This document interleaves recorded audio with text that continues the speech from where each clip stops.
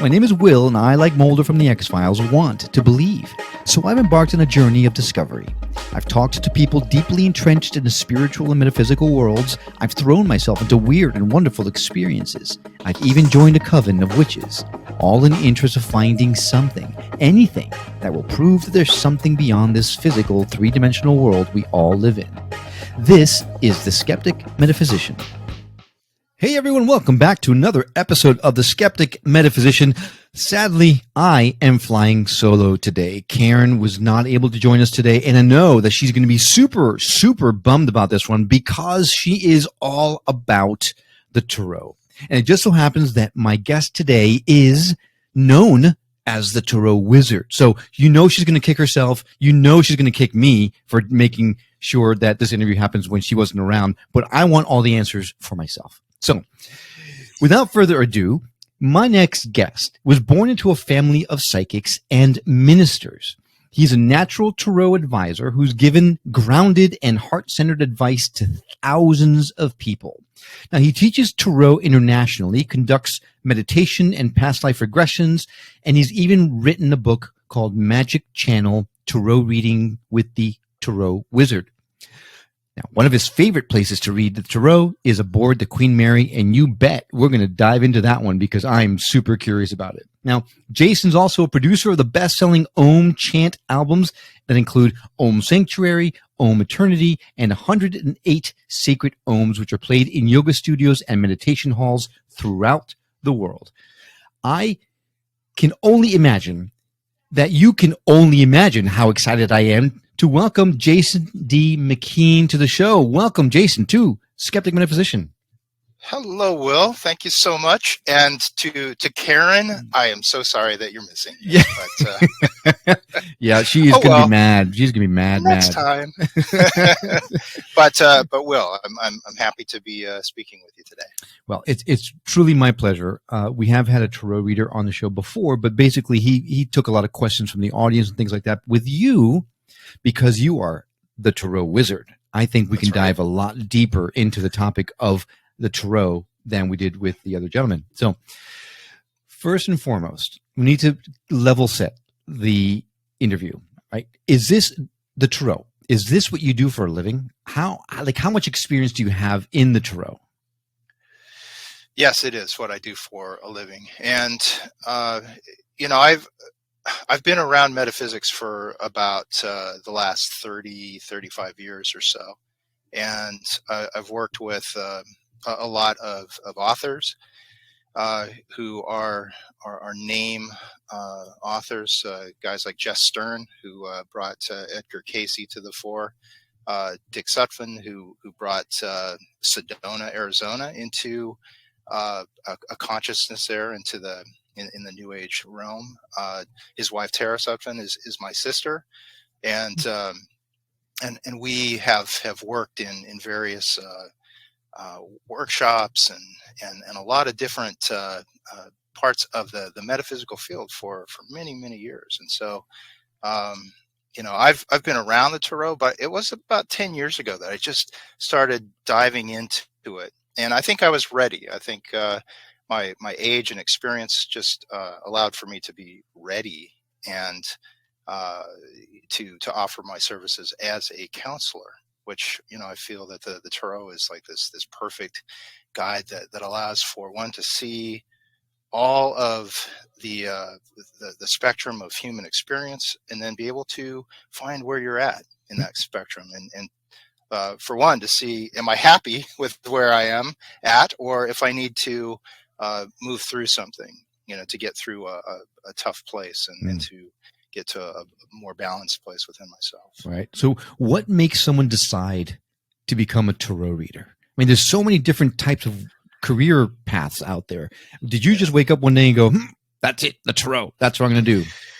It was a little bit more complicated than that. As far as the real story behind it is that I was ending one job of being in a company, a metaphysical company. That job was ending, and so I was looking for the next thing.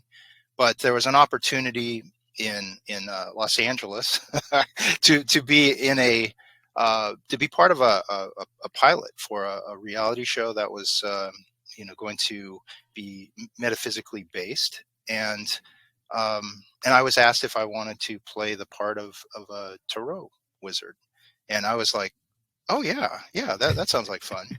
And it was something that it didn't eventually just pan out, but the pilot didn't, but I got hooked as far as the part of reading the tarot and just being there for others. It was like a logical step in my own personal evolution, and so it's been a very interesting road, of being that beginner reader, and then just like coming up to a level that I'm at now. Right.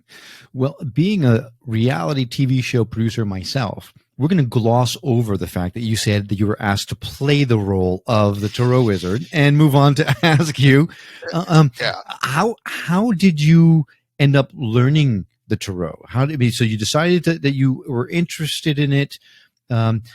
You hear things that people are drawn to the tarot, and certain decks specifically speak to them specifically. Yeah.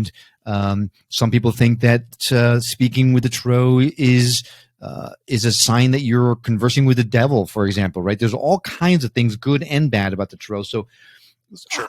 And some people think that it comes innately to some people. Other people believe that they can work into developing these abilities. How did you become a professional tarot reader? So when the pilot was going on, I just threw myself into it. It was baptism by fire, meaning that at every waking moment, I was studying something. I was looking at the cards. I was memorizing keywords for each card. I was just really diving in. And, I thought that it was going to be something that I would be, just having to draw upon memory for readings and things like that. But as I progressed through it, I saw that it was much more than that. I found that it was about creating this sacred space with others, and that you sit with someone and you allow for their life, their energy, and all to just kind of unfold in front of you, and then you're able to help guide them. You're it became more of a calling, Will, rather than it just being like this job that I was being hired for, because I had a long white beard. Right. And that's a really great distinction we've got to make, right? Because we've been talking about the fact that it's your vocation. Excuse me. And you do this for a living and all that kind of stuff. But really, at the end of the day, it's a calling more so. As someone, I remember back in the day, Miss Cleo or whatever it was out there, that the psychic hotline, and I don't know.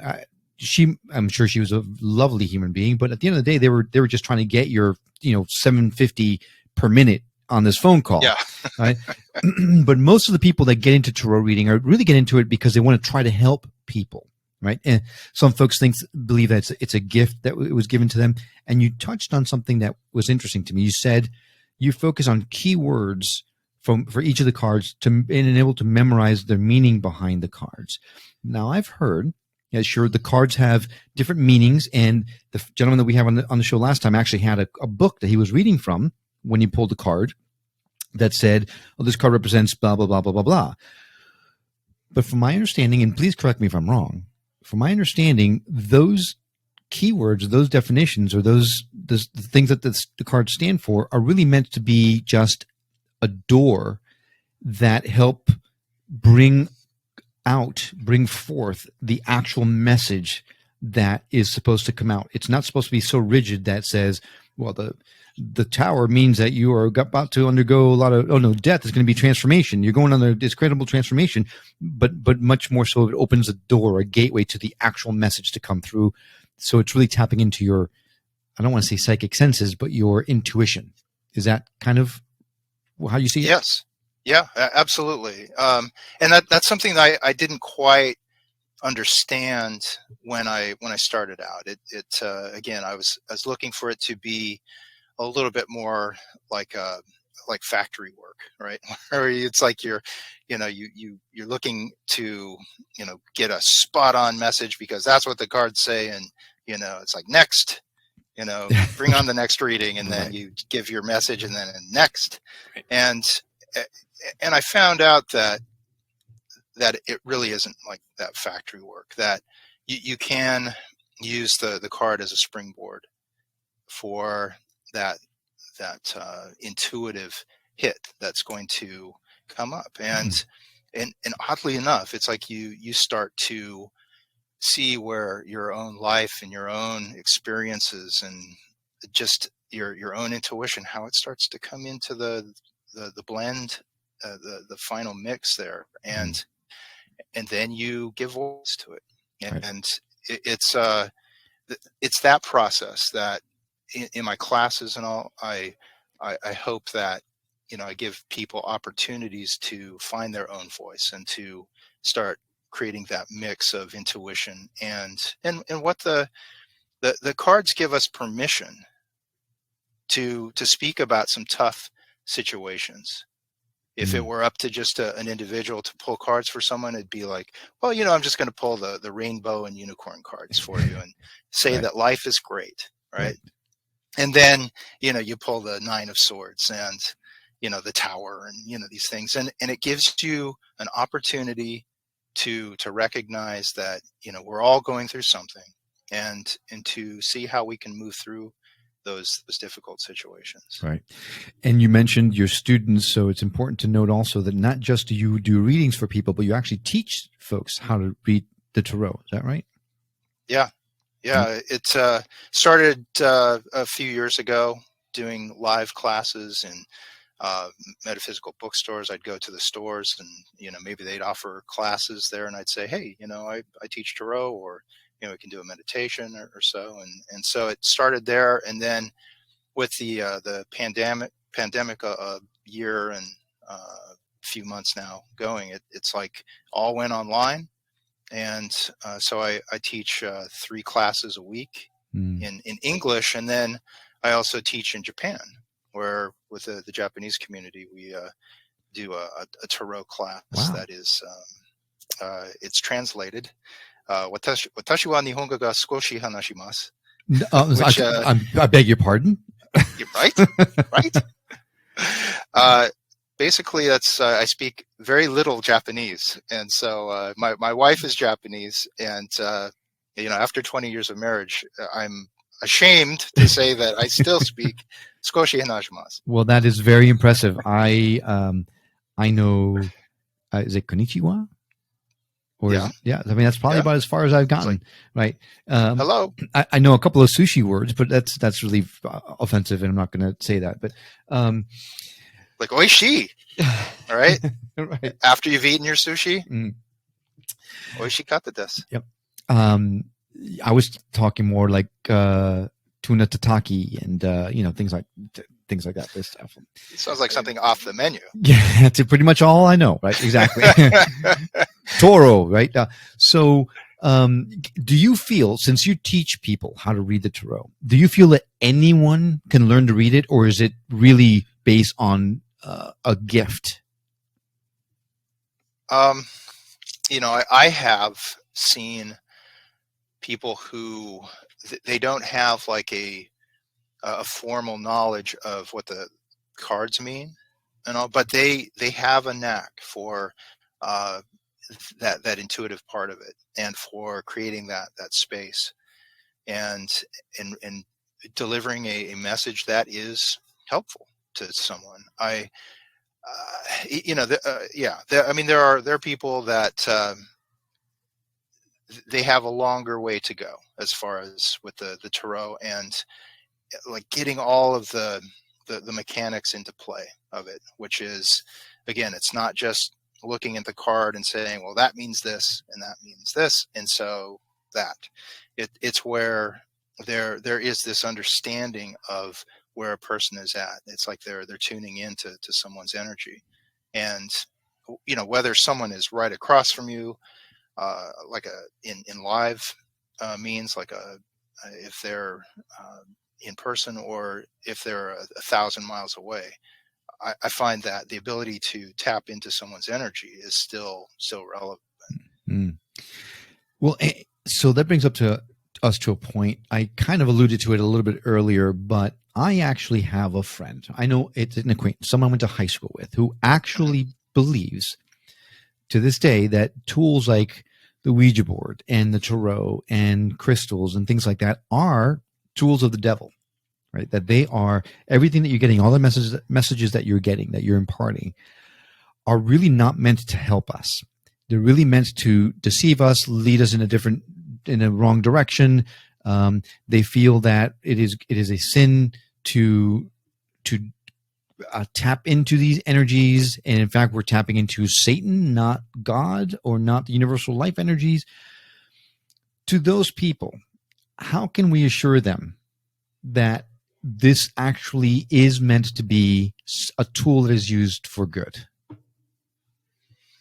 So my motto is to look for that which is helpful, hopeful, and healing.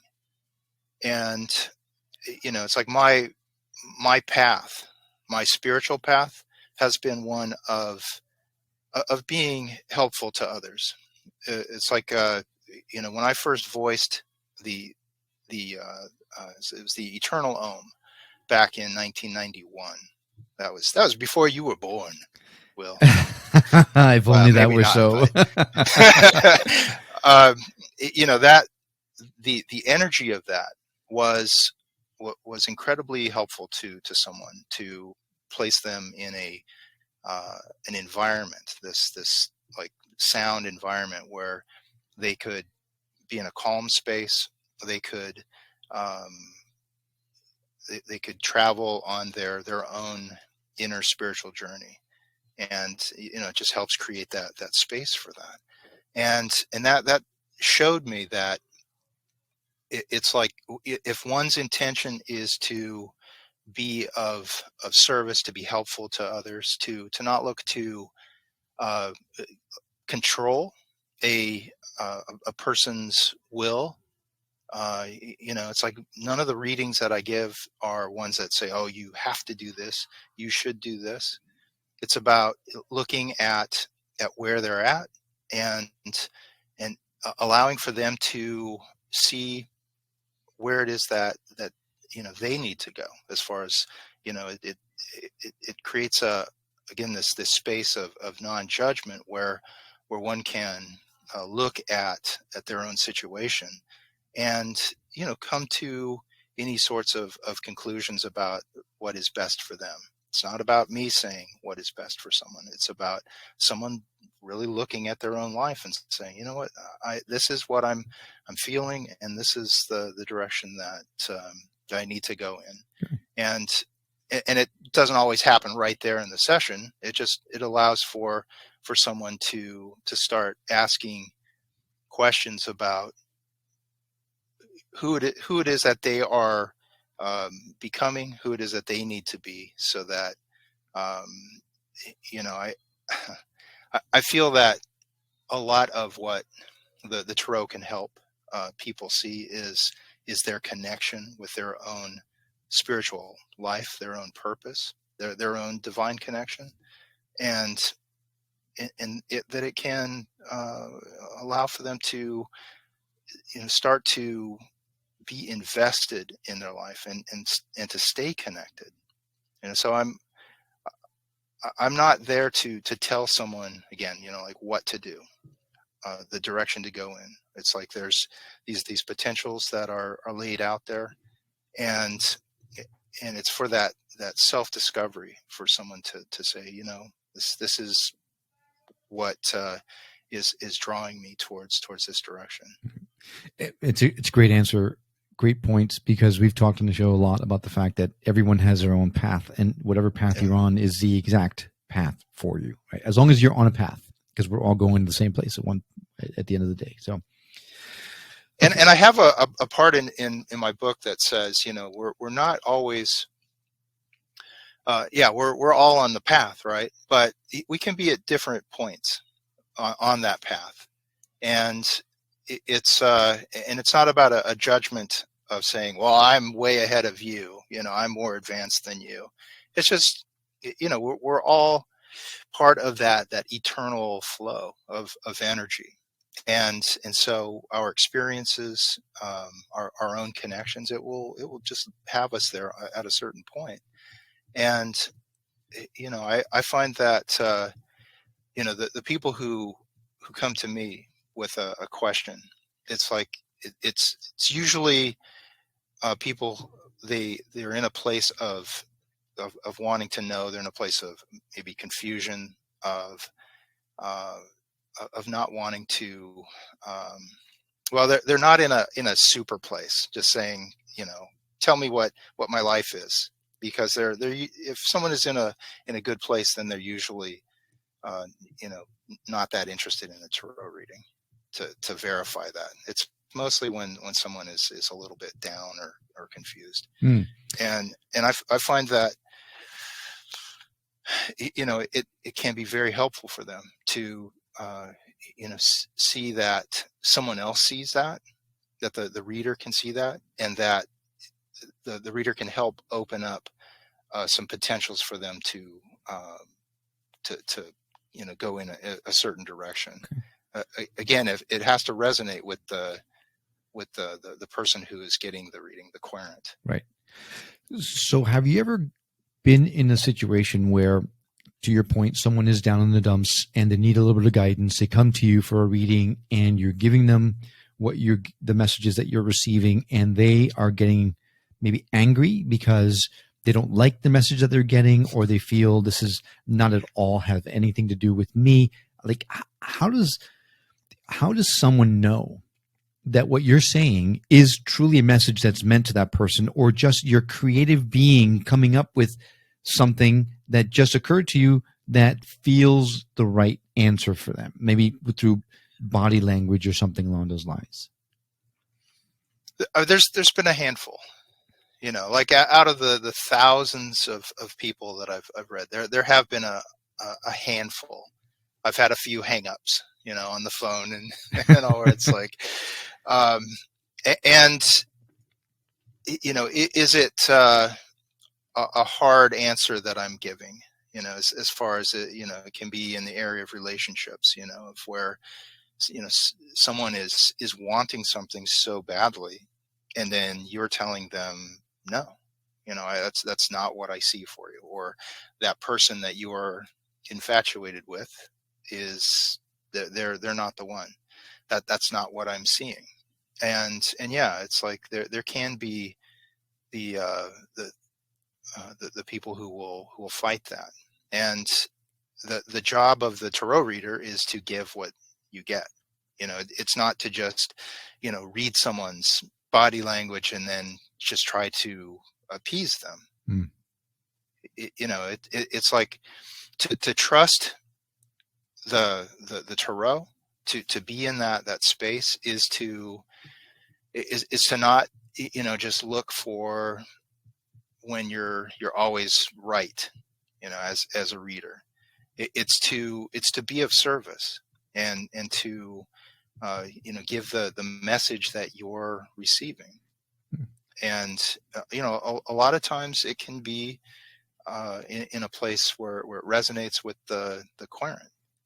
And if it doesn't, I try not to take it like personally either way. If someone goes, "Oh my God, that was the greatest reading ever," or if they say, "Oh, you're the worst reader ever," although who said that? No one. But Right. have there been? Maybe not to your face, right? Yeah, right. It's like I'm gonna have to go and check my Yelp reviews. And really, like, what? Yeah. I'm sure you have a 5-star rating on Yelp. So. I have a 5-star rating on my book, on my own albums. It's like I don't do the work to fail. I do the work to to succeed, to sustain myself, to again be of service. If it wasn't the right work for me, then I wouldn't be where I am. Right. If the students that I've had, if I didn't have any students, then that would be an indication that maybe it's time to try something else. Right. But for the many years that I've done this, it keeps building and building and building. Right. Now, in the world pre-COVID, in the pre-COVID world, that seems so long ago, but really was only I'm trying to remember a couple it. years ago, right? Yeah. There, every once in a while, you'd pop up, one of these psychic fairs. You go and you'd have a tarot reader, or maybe someone who's reading tea leaves, or someone who's reading someone's aura, or reading the Akashic records for them, that kind of stuff. Yeah. Now, if someone now, psychic fairs are nowhere near as pertinent, right? They don't happen as often because of the pandemic. But in those fairs, sometimes you stumbled on someone that really had an astounding gift, right? That you sit down with them and you go, wow, this person is not just here for the $20 to help support cancer, the cancer ward for kids.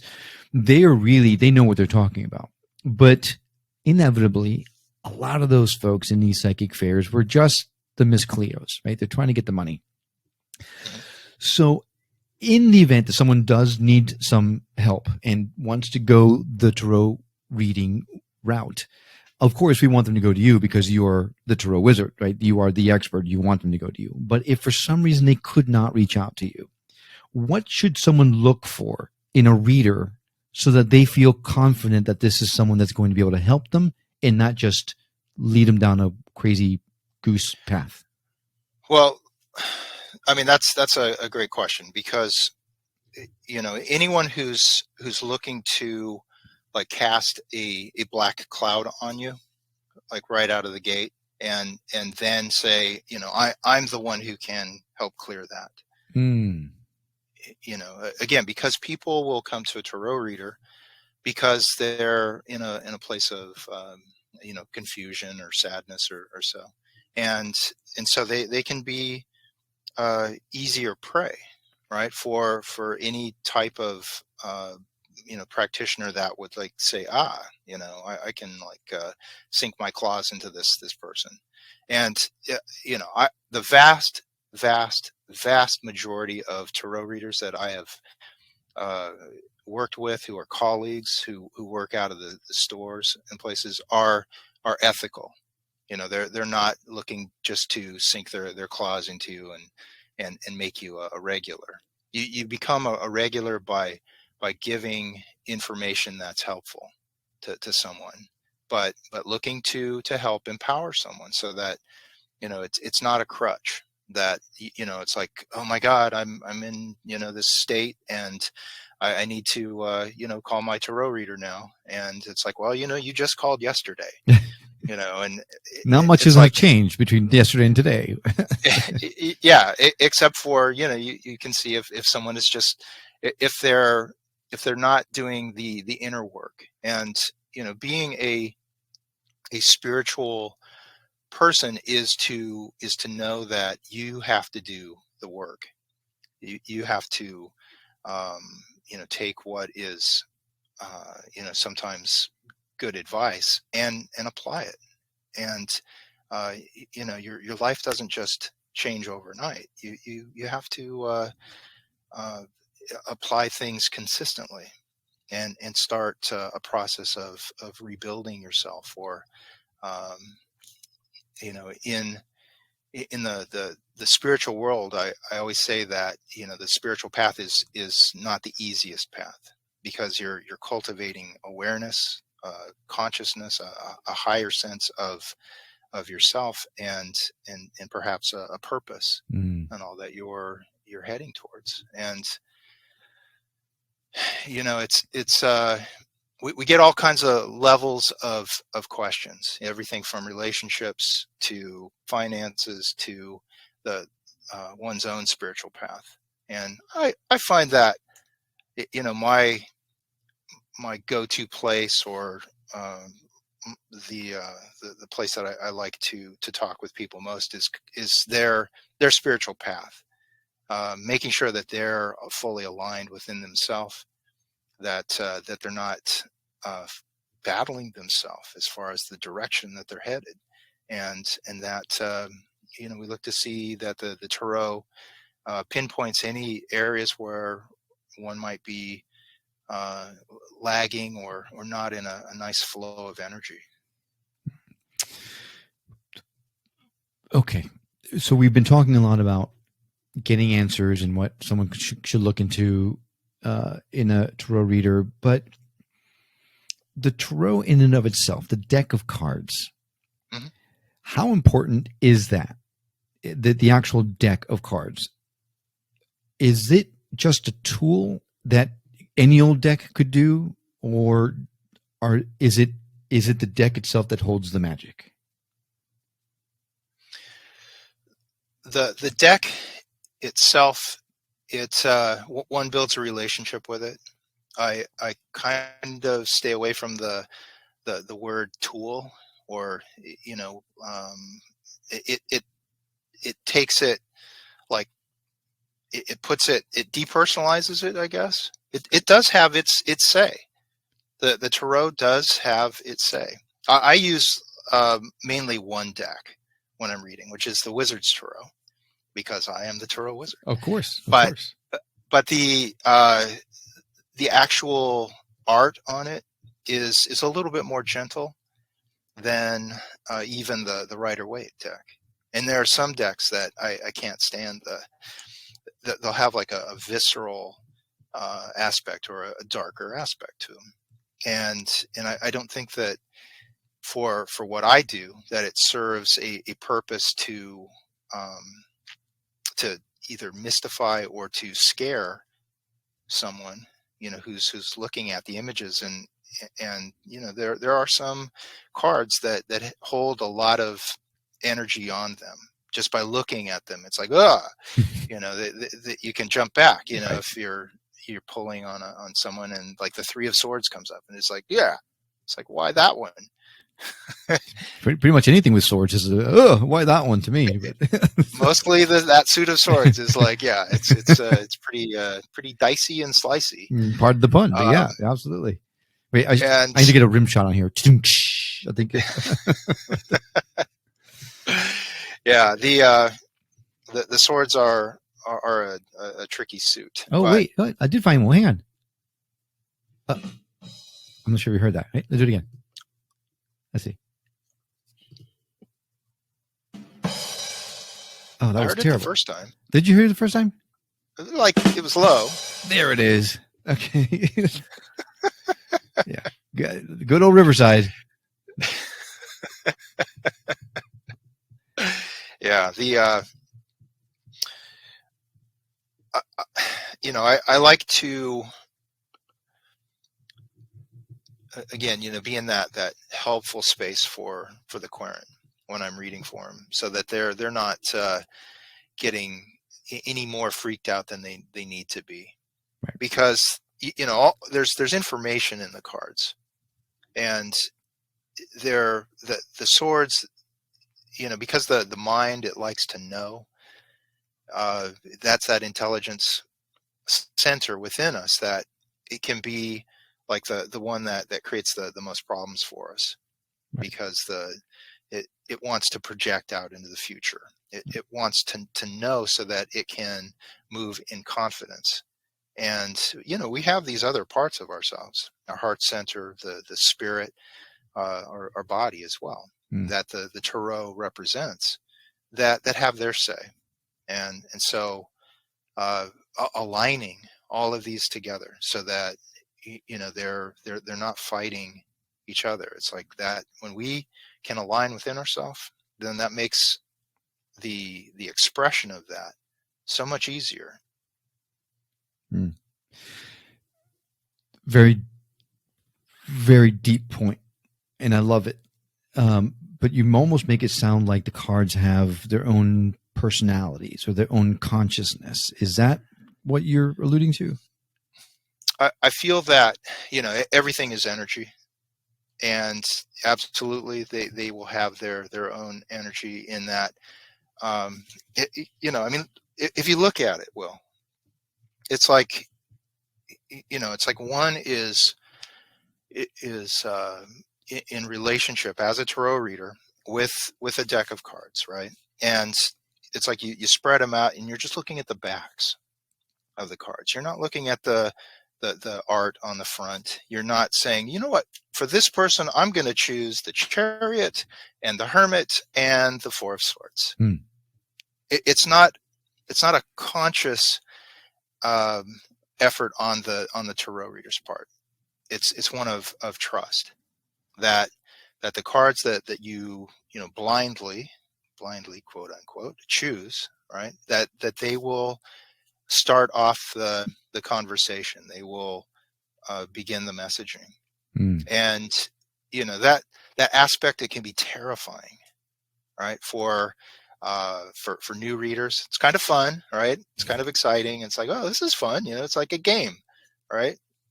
But when again, people are coming to you, there's real situations, there's problems, there's that difficult space that you're looking to navigate. It's like, you're in this place of trusting the process. Everything has energy to it, and so by trusting that the cards that you're choosing, sometimes they do choose you. When you're open to that process, you can feel like drawn to a certain card, and it's like you start creating that message. And there are times when it's like I've been angry that a certain card will show up, right? It's like, tarot, I wanted something lighter to come up. It's like, why the Hanged Man at this time, right? But you find out as you progress through it exactly why. And it's a really fascinating process when you're open to it and you start building that relationship of trust. Right. And go ahead. Well, I think that's where the difficult part for someone like me who comes from the world of science and skepticism and practicality, Yeah. for a card or a deck of cards to arrange themselves in a way where they'll give you practical answers that will actually help you or answer a question you particularly you have in any given moment, or for a deck of cards like you mentioned before to choose someone. You are who I choose to read me. It's hard to compartmentalize in your head when you're coming at it from the realm of scientific, right? So in this day and age of quantum mechanics and Newtonian physics and all that kind of stuff, there's a lot more openness to the fact that there's no such thing as coincidence, but rather happy accidents that align themselves in a perfect order in order to provide us what we are manifesting through our own transference of our consciousness into reality, right? That's the big woo. Don't get scared by all that, listener. But so I'm trying to, and it's something I've been grappling with for a long time. Now, I do believe that the tarot is incredibly helpful, but I don't understand how it works. Like, how can a certain card just pop up? I mean, the practical guy in me is going to say, well, I mean, just like sometimes people think astrology is incredibly vague in a lot of ways, right? Couldn't that card have fit into any circumstance? Or is it absolutely have to fit mine? Like, can it be that specific that you dispel all question? And I know I asked a lot of questions in that one question, but Yes, you did. but I tend to do that, so I apologize. So answer whichever one makes the most sense, and I'll try to follow up. Well, if one looks at synchronicity, right, where let's say you're out like walking out in the world, and you turn a corner and you run into someone that or something that is um, important to you. It's like, it's like one can question that, right? And say, oh, well, that's a happy coincidence, right? I've had circumstances where I've had these disagreements in a meeting, in an evening meeting with a group of people. And then the next day I'm just out in the world on another side of town, which in Los Angeles, it's a huge town, where I run into the person that I had the disagreement with. And we are able to mend fences. We're able to kind of fix it without like, saying, well, I'm going to go and meet this person. I had no idea. Right. So it's not a conscious effort. These moments when we're not focusing on having a specific result, but we are in this, what I would call this aligned flow, or it's when it feels like we're on the path, when we're not meeting a lot of resistance, where we're meeting the people that we need to, that we're getting the things done that feel that they're of benefit to us. And I feel that trying to look at the mechanics of the tarot, to dissect it, and to I don't know that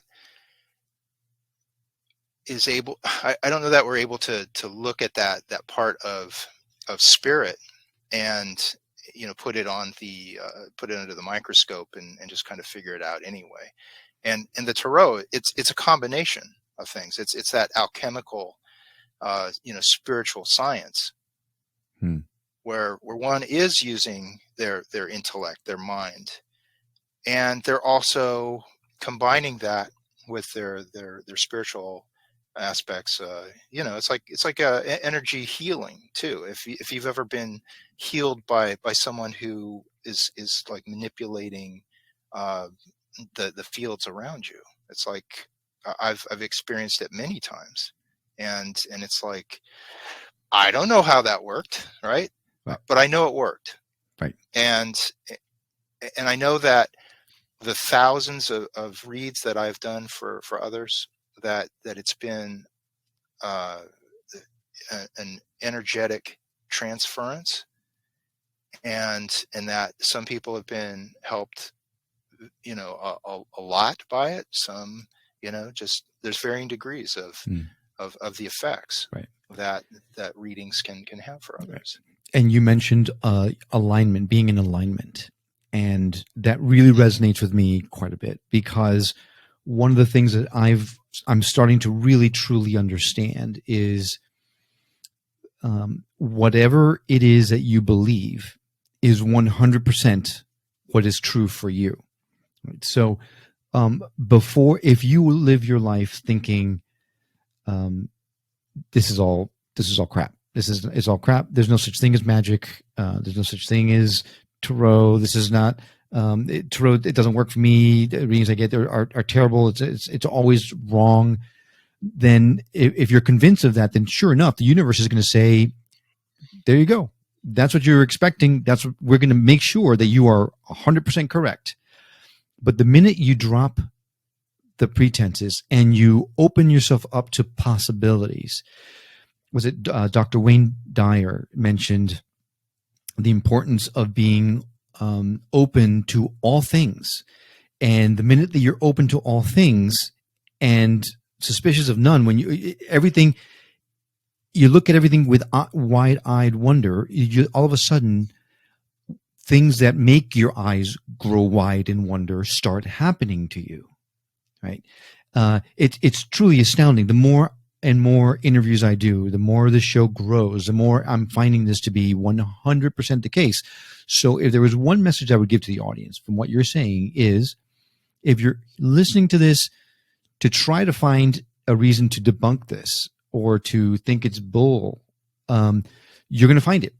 100%. You are going to find it. But if you allow yourself to be like a child and open your mind to, hey, I don't know, but I'm willing to find out. You are going to be amazed at this type of things that start happening to you when you open yourself up to this world, because the universe is saying, okay, this person is ready. Let's give him a little bit more and a little bit more. And I've mentioned this a lot on the show. I've not been able to astral project. I'm not a lucid dreamer.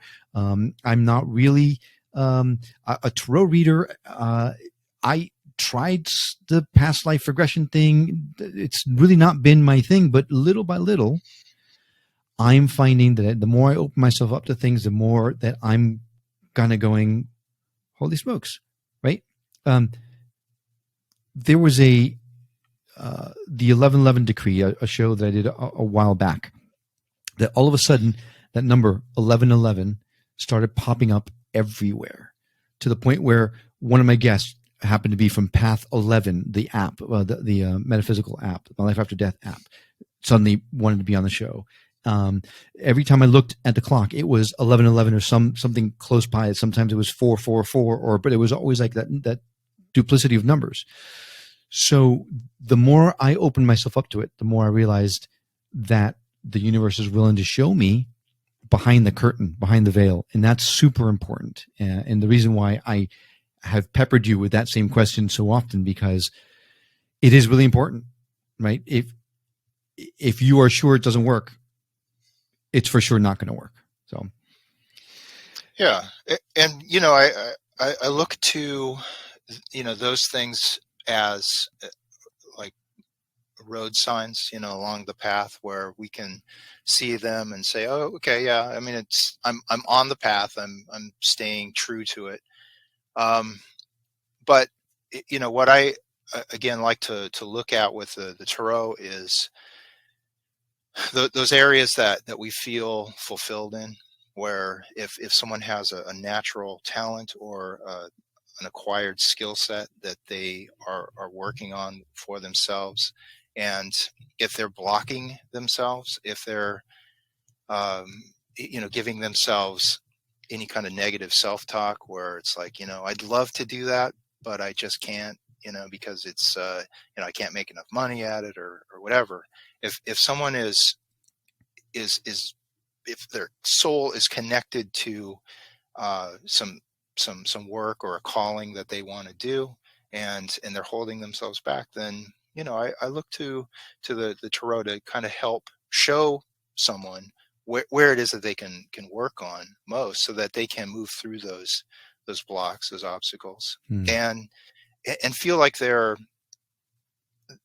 able to move their own energy. They're able to express themselves as a spiritual being, as a physical being.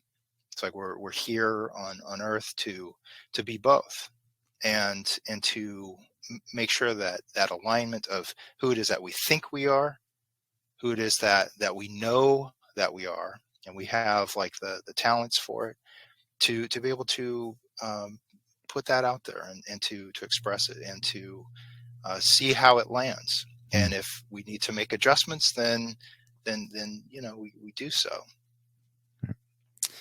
Jason, sometimes I really hate the format of the show, because a lot of times it leaves me wanting so much more from my guest. We have so much more to talk about, but we're getting right up against the clock.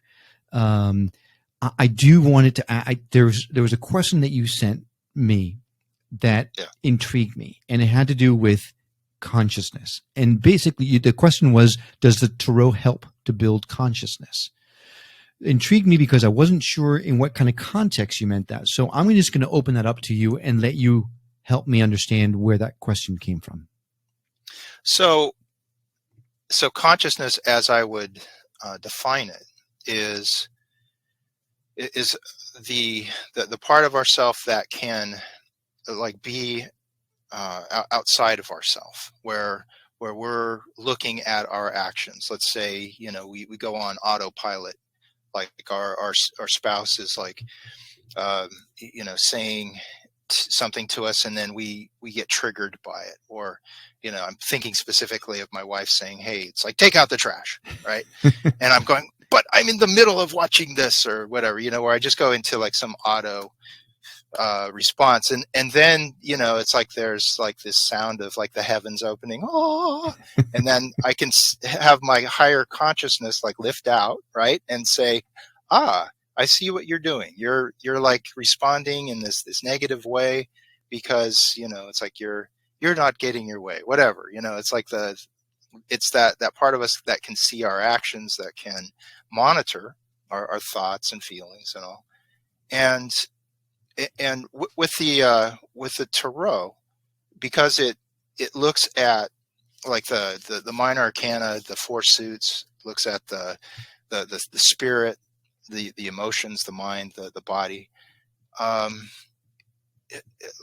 being able to look at all of these parts of ourself, to monitor that, and to make sure that we're in this place of alignment. Again, where if we're called to a certain purpose, whether it's to host a broadcast that can allow for people to become more in touch with their own spiritual being, right?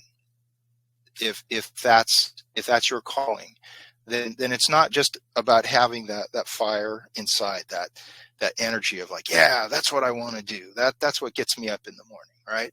It's like, okay, how do I enact that? And so we move that energy up to our head, and the mind, it plans it out. It says, oh, okay, well, I'm gonna get on this station, and I'm gonna get all of my gear together, and I've got my plan of action.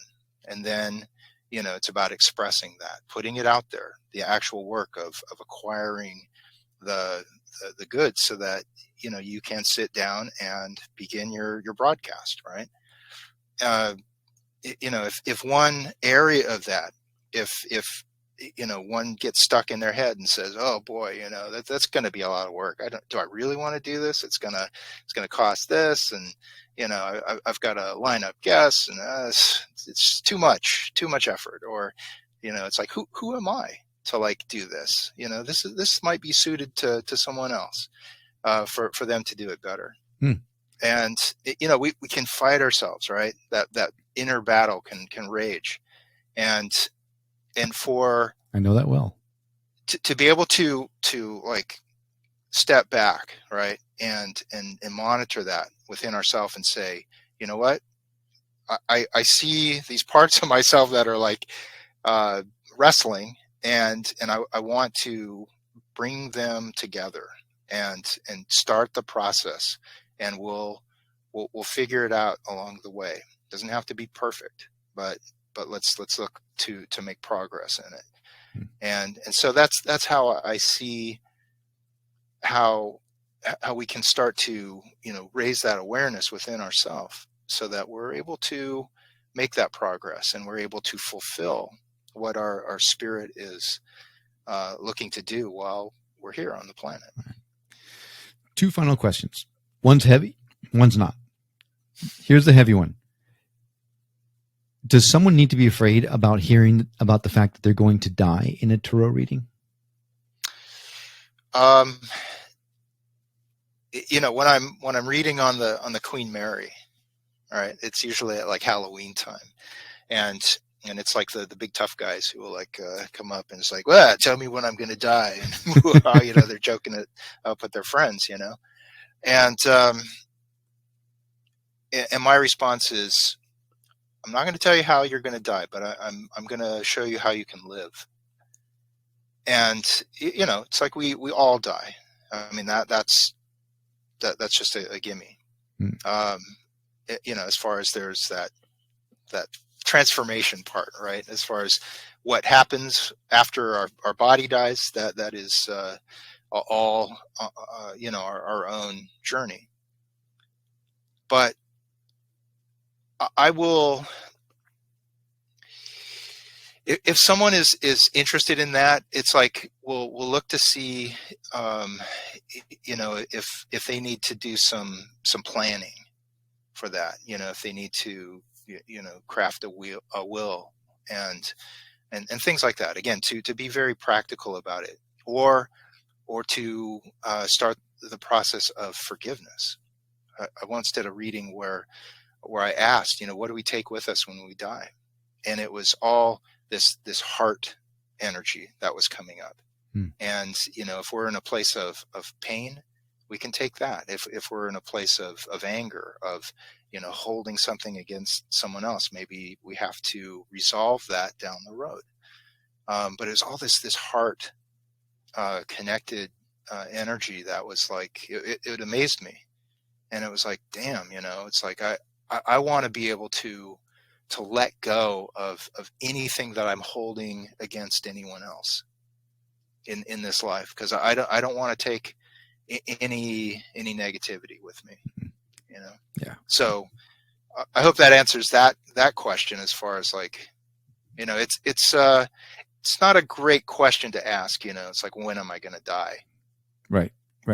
Because we all die. It's about how one lives and fulfills their spirit. Right. And God knows we all need a lot more positivity these days. So that's for sure. Yeah. Ironically enough, the second question was about the Queen Mary. Really curious. How do you happen to find yourself being a tarot reader on that famous ship? So every Halloween, they have an event, which is a month long. It's like a what do they call them? A haunted house type of situation. Gotcha. And it's called Dark Harbor, and it's a really big event. I mean, you have hundreds of actors that are hired. You have full wardrobe and makeup teams and just concessions. It's a huge event. It's a really big moneymaker, but it's held on the Queen Mary, which is, it's like working on the Titanic. It's Right. like, I mean, it's built just a few years really after the Titanic, and it was decommissioned in the late 60s and just sits there in Long Beach Harbor. And boy, oh boy, it has energy. I've heard my name being called by when I know I'm alone in the parts of the ship. Wow. I'm hearing it, and I'm just like, okay, I hear you. And and I've been in places that a lot of people have not been in, and it's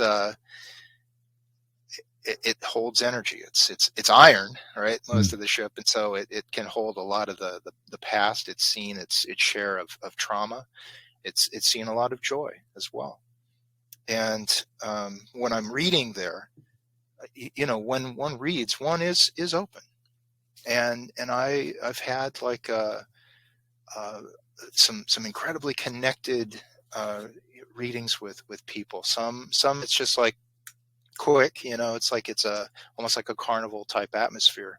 But there have been some that have been incredibly significant, and I have like kind of long lasting relationships that are built from that with friends and people who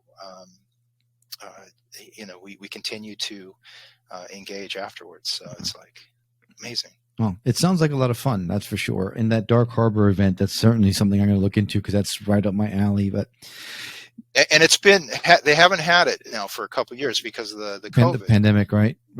And me and my shared colleagues from that family, it's like we really miss it, because the Queen has an energy that it allows for a great camaraderie between the people that work there, and maybe it'll be back.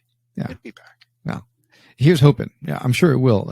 Here's hoping that COVID is behind us really, really soon, because I know I'm sick of it. I can only imagine the whole rest of the world is sick of it. So, Jason, if someone wanted to get a hold of you to either book a reading or take advantage of your classes, is the best place to go your website?